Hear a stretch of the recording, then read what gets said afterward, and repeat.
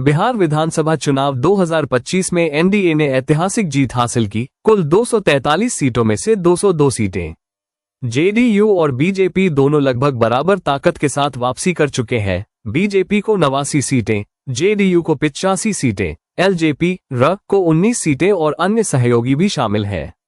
अब इसी बराबरी के आधार पर मंत्रिमंडल में बड़ा बदलाव देखने को मिल सकता है।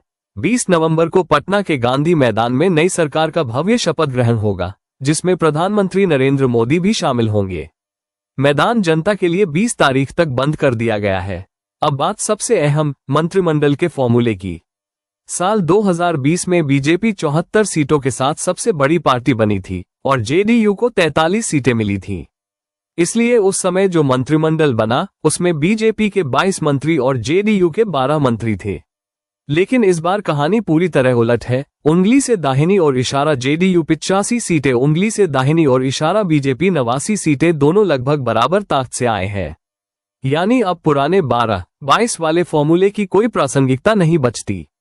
दोनों पार्टियां बराबरी की साझेदारी चाहती हैं और यही वजह है कि अब मंत्रिमंडल 50.50 फॉर्मूला पर बनने की चर्चा तेज है।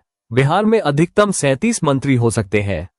अगर 50-50 फॉर्मूला लागू हुआ तो जेडीयू और बीजेपी दोनों को लगभग बराबर मंत्रालय दिए जा सकते हैं।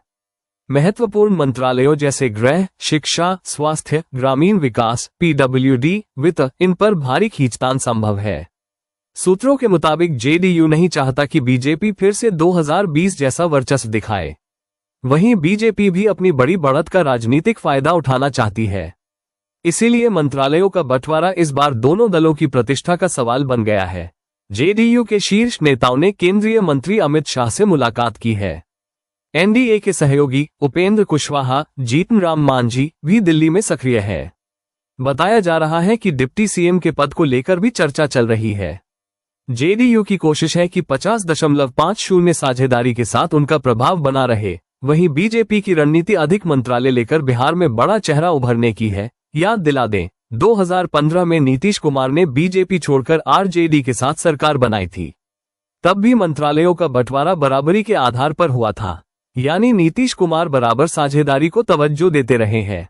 2025 में भी वही फॉर्मूला वापसी करता दिख रहा है। यानी साफ है, इस बार बिहार में मंत्रालयों के बंटवारे में भारी माथापच्ची है।